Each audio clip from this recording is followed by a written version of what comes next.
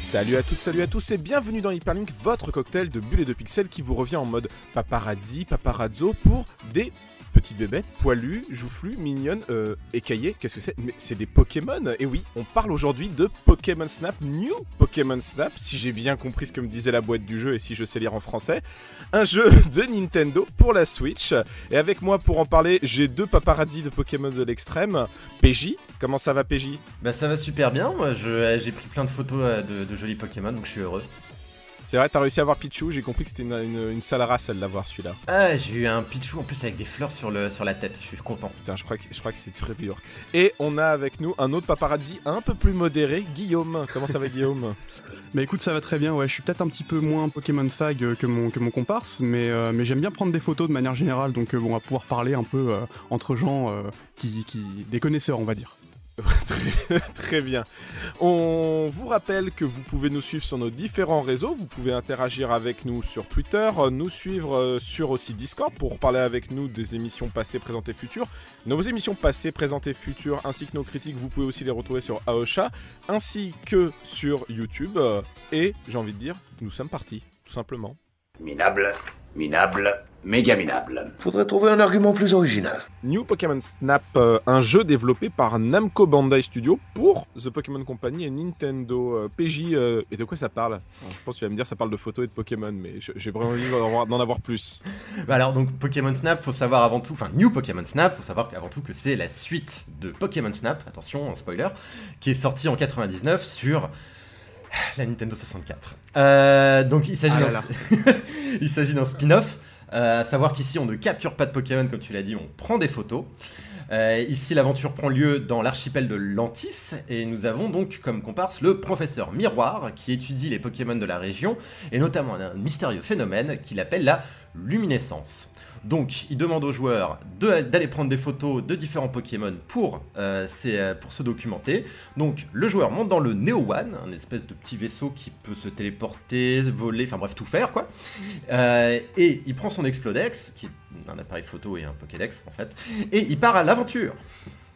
D'accord, donc la luminescence, globalement, c'est des Pokémon qui sont fluo, si je comprends bien. Ils cherchent une rave party de Pokémon. C'est un peu ça. Du coup, il n'y a pas de combat, il n'y a pas de capture, il y a juste de la photo, hein, donc, si j'ai bien compris, dans ce Neo One. Est-ce que du coup, c'est pas un peu monotone comme jeu?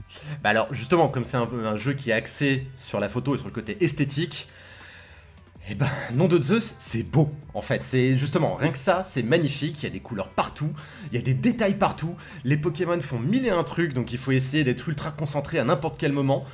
La musique, en plus, est hyper raccord avec les parcours, parce que, donc, on en parlera plus tard, mais c'est des parcours qui sont scriptés, donc forcément, la musique, elle est parfaitement adaptée aux différents moments de l'exploration. Enfin bref, en tout cas, moi, rien qu'en lançant un parcours, j'ai queené comme un trentenaire qui a de nouveau 8 ans, en fait. Très bien. Et toi, Guillaume, est-ce que t'as queené aussi à la visite de jeu? Non, j'ai pas autant queené. Alors d'abord, je voudrais un peu préciser que j'ai pas autant joué que PJ au jeu. Moi, j'ai eu quelques minutes, voire une petite heure sur le jeu vite fait. Effectivement, le jeu est très très beau et ça, c'est vraiment un des points que je mets en avant. Je trouve que les effets de lumière, l'esthétique très Pokémon, en fait, est vraiment sublimé par le moteur du jeu, je trouve. Il y a des moments dans le jeu qui sont vraiment assez parfois impressionnant, genre par exemple sur la surface de l'eau, les Pokémon qui nagent dedans, le système d'animation des Pokémon, il est très très bien retranscrit, c'est super mignon en plus, vu qu'il y a un truc que je reprochais beaucoup dans Pokémon Snap, premier du nom, et j'ai beaucoup de choses à lui reprocher comme tu le sais PJ, c'était que je trouvais on va y venir, vous inquiétez pas. On va y venir, mais après c'est quand même un jeu qui date de 99, mais je trouvais que justement pour un jeu qui se veut être un safari photo, il y avait très très peu de vie dans l'univers dans lequel tu évoluais. Là au contraire, ils ont vraiment fait un effort pour mettre en avant justement toute cette faune et cette flore de Pokémon qui est sublimée par les décors et les effets de lumière, et c'est vraiment un truc qu'il faut mettre sur le jeu, clairement. Là-dessus, ils ont vraiment fait un sacré effort. Bon, alors moi si je vous comprends bien là pour l'instant vous parlez des graphismes, c'est très bien, mais un jeu c'est fait pour jouer, et du coup est-ce que c'est pas un peu monotone, parce que là vous parlez quand même juste un jeu de paparazzi, hein, donc si si je veux faire du paparazzi, il y a un super film qui est fait dans les années 90 avec Patrick Timsit pour ça. Donc là, du coup, comment ça se présente concrètement? Est-ce qu'on doit aller trouver des Marils en train de faire des choses bizarres dans un coin? Comment ça se passe, cette exploration? C'est vrai qu'il n'y a pas de Maril, j'aurais bien aimé qu'il y ait un Maril, j'aime beaucoup Maril. Pas Bref. de Maril? Bon bah Non. ce jeu est officiellement nul. Allez, Oh salut à tous et à la prochaine critique.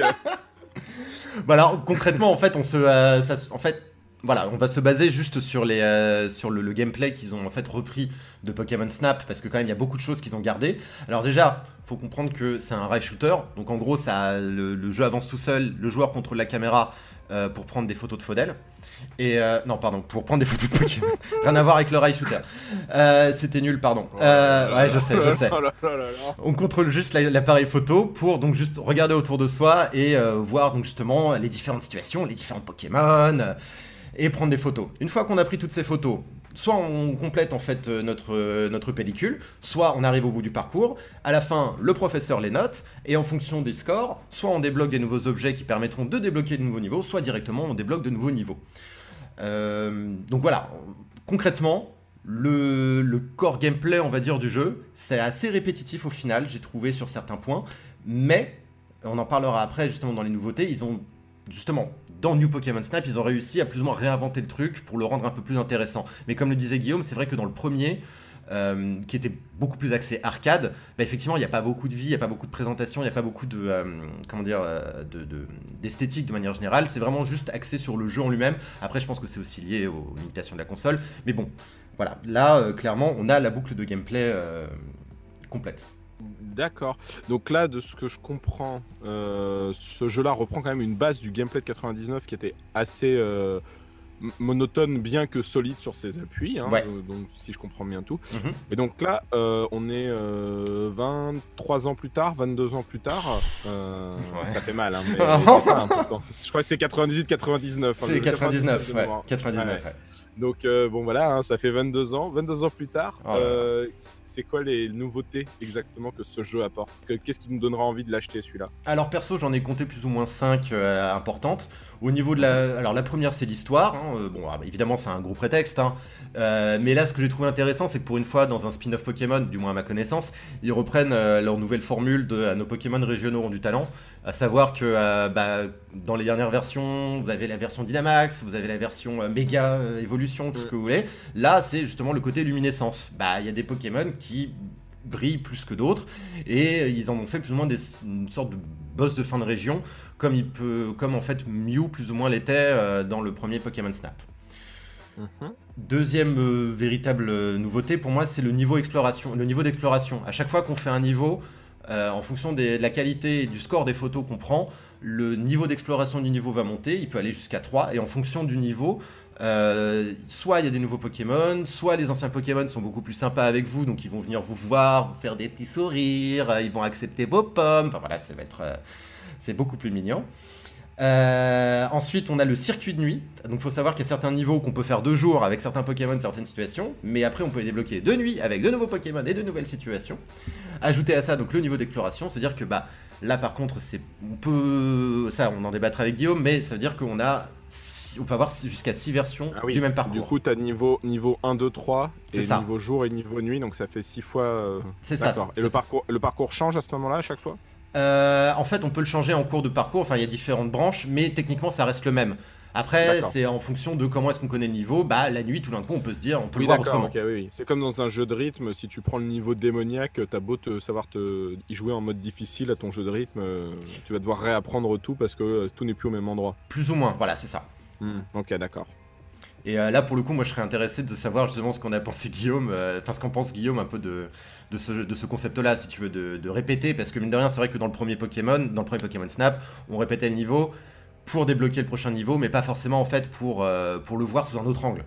Alors en fait, le truc c'est que Pokémon Snap, premier du nom, on va encore parler de lui, mais il était surtout connu pour avoir une durée de vie familyque, hein. C'est-à-dire que le jeu tu terminais en à peu près 3 heures et la rejouabilité était pas vraiment là parce que t'avais quasiment fait le tour du jeu, machin. Donc à l'époque, quand tu payes un jeu plein pot et que t'as que 3 heures de gameplay, surtout sur N64, bref, t'es un peu vénère quoi.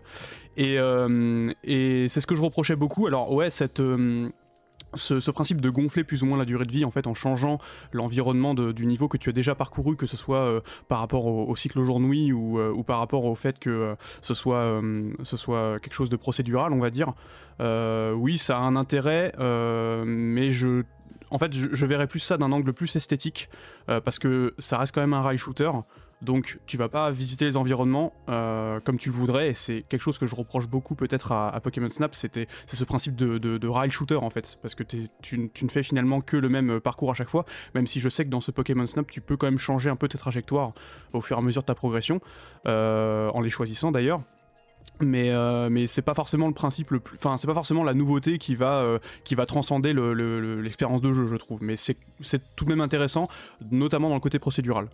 Moi je me pose la question, est-ce que c'est pas volontaire dans la narration et dans le gameplay, dans le sens, je m'explique, que si t'étais libre de te déplacer où tu veux, moi j'ai pas joué encore au jeu encore une fois, mais si t'es libre de te déplacer où tu veux, tu pourrais faire chier les Pokémon dans leur habitat naturel, et ça c'est pas cool vis-à-vis de l'éthique du jeu, qui est que en général, même dans les Pokémon dans la série canon, tu viens pas prendre un Piafabec dans son nid quoi, tu viens prendre un Piafabec quand il vient te faire chier dans les forêts, tu vois.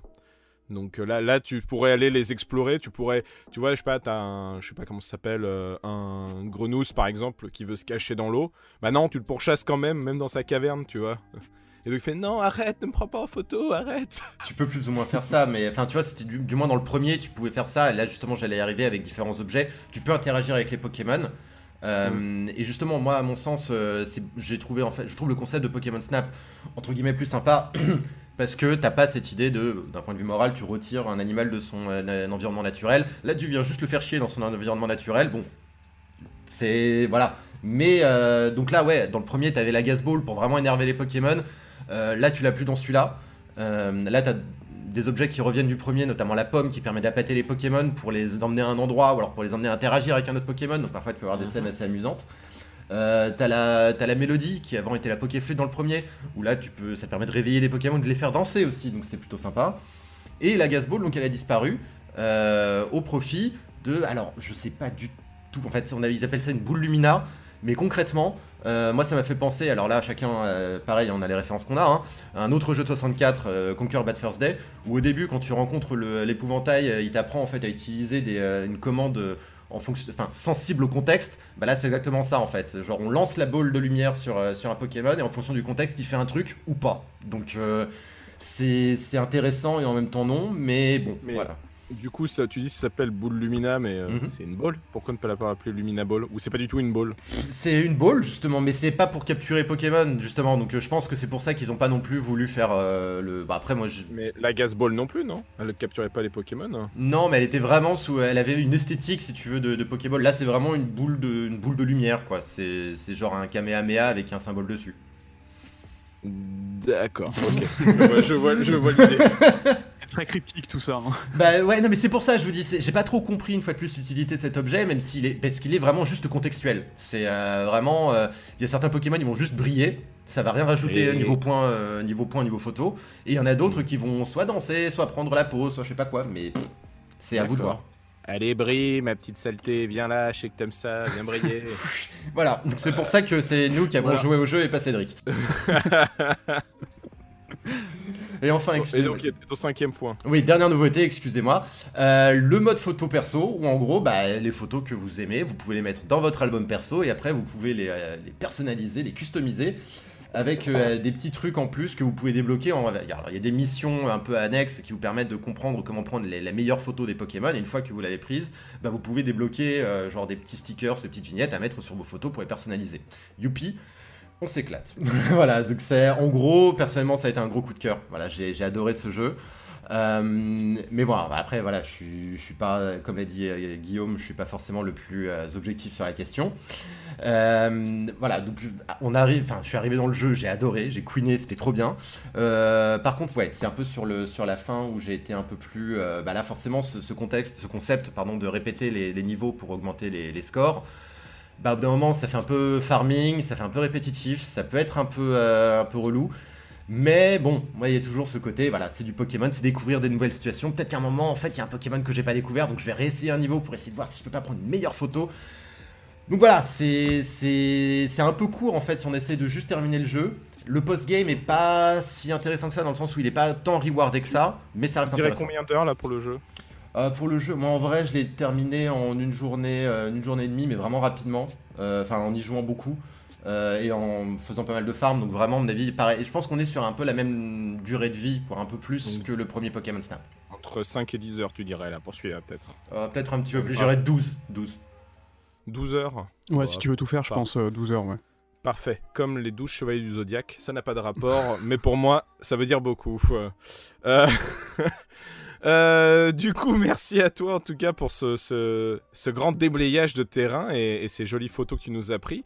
Bon, bah là, on est de retour à la rédaction et t'as Guillaume, c'est un peu ton rival de photos. Il est pas très content, lui, j'ai l'impression. En tout cas, il est pas très content que les photos que t'avais prises en 99. Donc, on parlait déjà du jeu de 99. Tu lui reprochais certaines choses et c'est des choses de ce que je comprends que nous dit PJ que tu vas pouvoir reprocher de nouveau au jeu de 2021. Donc. Vas-y, c'est ton moment. Vas-y, c'est le moment où vous allez vous disputer. Pourquoi profondément vous vous différenciez sur la philosophie de Pokémon Snap? Alors, il faut savoir un truc déjà dans Pokémon Snap, c'est que le jeu de base sur N64, il n'a pas été pensé comme un jeu Pokémon, dans le sens où, à la base, c'était un jeu qui a été pensé par les équipes de Nintendo et qui a été récupéré par feu Satoru Iwata. Et qui justement a pris le projet dès le début, et la base, le but c'était de faire juste un jeu de safari photo. Voilà, tout ce qui est le plus simple. Et ils se sont rendus compte que c'était beaucoup plus, forcément avec la hype, beaucoup plus intéressant d'ajouter des Pokémon, ce qui est en soi une excellente idée, hein, je dis pas le contraire. Le problème c'est que le jeu, on a plus ou moins mis un skin Pokémon sur quelque chose qui existait déjà en fait. Et le problème du jeu, c'est que en dehors du fait que la durée de vie était pas possible, bah en fait il y avait plein de trucs assez incohérents, notamment l'ancienne de scoring. Comme disait PJ au début, je trouvais que le but évidemment c'est de prendre des photos de Pokémon dans les meilleures conditions possibles, c'est-à-dire que en gros tu dois appâter le Pokémon pour le faire orienter le plus possible vers ton objectif de caméra et prendre la meilleure photo au bon moment. Le problème c'est qu'en fait à la fin tu ne peux garder qu'une seule photo du Pokémon que tu as pris et donc tu dois choisir la meilleure photo. Le problème c'est que des fois le jeu considère que une photo est meilleure qu'une autre, alors que toi tu vois c'est de l'appréciation en fait, alors que toi tu considères que c'est ton meilleur cliché, et du coup le système de scoring il est pas du tout cohérent avec ce que toi tu penses, et c'est archi frustrant, et j'ai eu l'impression que c'est un peu la même chose dans ce Pokémon Snap, en tout cas du peu que j'ai essayé, et voilà, je sais pas ce que tu en penses PJ par rapport à ça. Les deux types de scoring sont très différents en fait. Moi ça a été l'un des premiers trucs que j'ai voulu vraiment tester dans le jeu, parce que bon, forcément le premier Pokémon Snap je l'ai poncé comme jamais. Poncé comme jamais. Poncé comme jamais. Et donc forcément j'étais... Arrêtez-le. Et donc forcément j'étais super attentif en fait à ce qu'attendait le professeur Chen niveau scoring. Et je m'attendais à revoir plus ou moins le même truc dans ce Pokémon Snap là. Et en fait je me suis rendu compte que c'était beaucoup plus random le système de scoring. Autant dans le premier Pokémon Snap, t'étais sûr que si le Pokémon est en face de toi, au centre de la photo, le professeur Chen va noter ta photo de base. Si c'est pas le cas, il va te dire non, dégage, reprends une photo. Alors que là, peu importe la photo que tu vas prendre, le mec il va te la noter, il va dire ok, bon bah vas-y, c'est bon, t'as déjà une photo, allez, peut-être que tu vas en prendre une meilleure la prochaine fois. Et en fonction de ce que tu vas prendre comme photo, tu vois, genre si le Pokémon... Enfin, il y a des trucs qui sont en contradiction avec le scoring du premier Pokémon et du premier Pokémon Snap, et moi j'étais un peu déstabilisé au départ, et petit à petit en fait tu comprends que plus tu prends des photos des Pokémon prêts, plus t'as un meilleur score. En gros c'est ça. Et donc bon, c'est un peu dommage, mais parce qu'effectivement comme le disait Guillaume, t'as des moments où tu crois que t'as pris des super photos du Pokémon, et le prof va dire ouais bah non en fait elle est tout pourrie. Par contre celle-là où on le voit à moitié, ouais par contre celle-là est trop bien. Ok. Et donc là dans New Pokémon Snap du coup c'est vraiment ça qui t'embête, ou c'est plus lié au premier? Justement le premier pour moi, comme il était plus axé arcade, au moins on savait à quoi s'attendre, c'est-à-dire que quand tu prenais une photo tu pouvais être sûr vraiment ok celle-là il va la vouloir, celle-là il va pas la vouloir. Là maintenant c'est plus genre là j'en ai 3 qui sont à peu près similaires, il y en a une qui... Vous avez quand même pas joué au même jeu, j'ai l'impression, parce que Guillaume vient de dire exactement l'inverse pour lui. Pour lui, dans la version 64, tu pouvais prendre la plus belle photo du monde, il allait dire j'en veux pas. Et tu prends une photo avec genre un bras de Marill, il allait dire ouais ça c'est bien. Non, c'est pas ça, c'est plus qu'en fait, comme tu n'avais qu'une seule, quand tu avais qu'un seul cliché à donner pour un Pokémon, parce que Ouais. c'est comme ça que ça fonctionne de Oui, base. d'accord, fallait faire Il une va, sélection. en fait, même si tu considères que c'est ton meilleur cliché, il va peut-être, comment dire, mettre une note moins élevée que si t'en avais d'une autre que tu considérais moins bonne, en fait. Du coup, il fallait comprendre un peu l'IA du C'est jeu, ça. quoi. C'est Voilà, ça. c'était ce système d'appréciation qui faisait que tu étais obligé de trickser l'IA pour avoir le meilleur score, en fait. D'accord. Et donc là, tu me dis que dans New Pokémon Snap, j'ai qu'à zoomer pour avoir juste le nez de Pikachu et il va me mettre A+ à la photo. Plus ou moins, c'est ça qui est un peu dommage, mais bon, en même temps, j'ai envie de dire, c'est plus logique en vrai. Parce que dans le premier Pokémon Snap, tu prenais les photos de Pokémon en gros plan, où clairement tu les voyais bien. Le prof Chen il disait ouais bah non, on voit rien, allez bisous. Alors que là, tu vois, tu prends juste le visage d'un Pokémon qui sourit, le prof il dit c'est super. Voilà. Parce que, mais le Pokémon a beau ne pas être en intégralité sur la photo, le prof miroir va dire ok c'est cool, le professeur chef va dire bah non. Bah, c'est là que tu vois que le prof Chen, c'est un vrai professeur qui faisait des études entomologiques, alors que le prof miroir, c'est juste un mec creepy dont c'est le king que d'avoir des gros plans de Pokémon, peut-être. Sans parler du fait que le professeur de miroir, il s'est quand même entouré de gamins pour aller explorer des îles que personne n'a parfait. explorées, tu vois. Parfait. Moi, ça me fait quand même penser tout ça à, je sais pas si vous l'avez fait, à Pokémon Soleil et Lune, où il y avait un mode photo dans certaines zones du jeu. Je sais pas si vous vous souvenez, en fait, il y a certaines zones où tu pouvais t'arrêter. Et pareil, il y avait un système un peu à la Pokémon Snap, fallait zoomer, fallait attendre le bon moment pour avoir le bon cliché.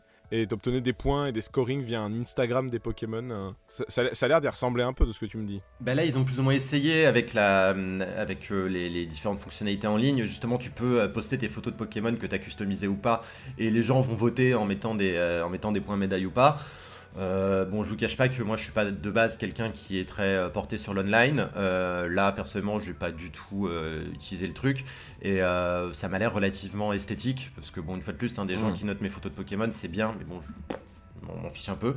Après, bon, c'est sûr que c'est une addition qui reste cool, un mode online, on va jamais cracher dessus. Ouais, t'aurais peut-être préféré une espèce de battle où vous êtes, je sais pas, plusieurs adversaires sur le même parcours et c'est à celui qui prendra les meilleures photos, quoi. À la limite, ouais, ça aurait pu être intéressant, effectivement. Moi j'aurais aimé qu'ils ajoutent un mode où tu peux uploader sur un serveur tes photos et les imprimer plus tard. Ça aurait été intéressant. Toi, tu vis en 99, toi, c'est Pokémon Printer. C'est ça, ouais. En mode Game Boy Printer, ouais, C'est exactement. C'est vraiment ça. Non, mais tu vis dans le passé, Guillaume. T'inquiète, ils vont sortir un New Pokémon Pinball l'année prochaine. Je te le prédis, Yes. tu verras. Ça me va. Tu parlais aussi d'un post-game répétitif dans l'original, ou est-ce que celui-là, il l'est aussi? Comment ça se passe, le post-game? Quand t'as vu les crédits, il y a quoi à faire? Comme le disait Guillaume, dans l'original, le post-game, il n'y en a pas. Une fois que t'as pris la photo de Mew, bah, c'est bon, c'est fini. Là, le post-game, comme je le disais, bah, c'est une fois que t'as pris en photo le dernier ultime Pokémon légendaire de la mort qui tue, bah, tu peux revenir en fait sur les différents niveaux et justement farmer les niveaux d'exploration pour prendre en photo tous les Pokémon des différentes régions et avoir les meilleurs scores, avoir les scores diamants sur tes photos. Bon, pareil. Est-ce qu'il y a des shiny? Pas à ma connaissance. D'accord. Il y a des métamorphes de ce que j'ai vu. De temps en temps, tu pourrais trouver des Pokémon métamorphes, non? Dans le premier, oui. Dans le deuxième, là, j'en ai pas trouvé, du moins. C'est pas vrai. Ils ont même pas fait ça. Ils sont horribles. Il y a Tyrannosif, moi ça me suffit. Mais il y a d'autres Pokémon que j'aime beaucoup. Mais non, effectivement, il n'y a pas de métamorphe. Mais donc voilà. Je trouve ça fou. Je trouve Ben ça fou. Je fais juste un aparté sur ça parce qu'au Japon, ils sont quand même très fans de métamorphes. Et l'un des délires qu'ils ont et que je trouve assez brillant dans leur marketing de Pokémon, c'est quand tu vas dans une boutique Pokémon acheter des peluches, par exemple. Parmi, je sais pas, prends tes peluches de Pikachu, t'as une peluche sur 100 ou sur 50 qui sera en fait avec un visage de métamorphe. Donc t'as des mecs qui collectionnent et qui le cherchent à chaque fois dans chaque nouvelle peluche. C'est le shiny des Pokémon Store. Bah oui, et ils font les shiny en plus des fois, ils les font. Mais là t'en as beaucoup plus, tu vois. Mais en revanche, c'est vrai que trouver une phase de métamorphe, en plus imagine ton père il connaît pas ou ta mère connaît pas, t'es un petit japonais, t'es trop content, tu vas avoir ta peluche de Mastouf. Et là t'as un Mastouf métamorphe, tu fais Et oui. Donc là, je suis très déçu d'autant qu'il n'y a pas des métamorphes qui se cachent dans le jeu. Les mecs ont shinifié les produits dérivés, ils sont bons quand même. Bah, c'est la folie, non mais t'es incroyable. Je vous trouve ça. Et peut-être la dernière gros point qu'on avait noté pour revenir dessus, ce serait le dock. Dock, pas dock. Qu'en est-il? Alors, j'ai testé justement les deux possibilités. Sur le dock, il y a de temps en temps, sur les temps de chargement, j'ai trouvé quelques lags. qu'il n'y a pas assez étrangement en version portable. Donc, va savoir. Et justement aussi, ce qui était le gros plus, en fait, ce qu'on attendait tous, du moins nous, les fans de Pokémon Snap, Guillaume, c'est d'avoir justement, en fait, avec la Switch, et qu'on attendait déjà sur Wii U, en fait, c'est avec le pad, de pouvoir utiliser le gyroscope pour pouvoir essayer de prendre des photos de Pokémon un peu genre en réalité augmentée. Ouais, bah non, en fait, franchement, c'est beaucoup plus agréable à jouer au stick. Le gyroscope c'est sympa, mais on va dire qu'on arrête vite fait parce que justement il y a tellement de trucs à voir, tellement de les Pokémon bougent tellement en fait que t'as pas de visu. À la limite, tu vois, genre tu saurais que en bas à droite de toi t'as un Pichu qui est en train de faire une connerie et tu bouges la Switch pour le voir. Oui, mais le fait est que là non, tu le sais pas en fait. T'as pas la connaissance. Donc au pire, tu peux te la jouer complètement en RP et te mettre sur une chaise de bureau. Et tu vois, tu avances en même temps et du coup tu peux tourner plus facilement et voilà, bon au bout d'un moment ça doit être super chiant mais... Bah tu tournes en rond dans ton appart quoi. Oui, il faut avoir un appart assez grand je pense. C'est ça. Ouais, je pense aussi, ouais. Donc voilà, c'est ce que j'avais repéré, en fait sur les différences du moins qu'il y a entre dock et portable. C'est pas transcendant, mais voilà. Est-ce que vous avez des choses à rajouter, messieurs? Tu vives Pokémon Snap, moi j'aime beaucoup, et vive un new Pokémon Snap. Très bien, très bien, très bien. Et moi je dis les photos c'est très bien et lisez Senseiya. Voilà, vous comprendrez si vous avez écouté toute la critique. Merci PJ, merci Guillaume. On en a fini avec Pokémon Snap. Mais vous, qu'est-ce que vous en avez pensé? N'hésitez pas à nous en faire part sur nos différents réseaux sociaux. Je vous rappelle, vous pouvez interagir avec nous sur Twitter, discuter de nos émissions sur Discord et réécouter nos émissions passées, présentes, à venir, ainsi que les critiques sur Aosha, Micro Stockholm, ainsi que sur YouTube. En attendant, on vous dit à une prochaine fois. À plus. Prenez des belles photos, bisous.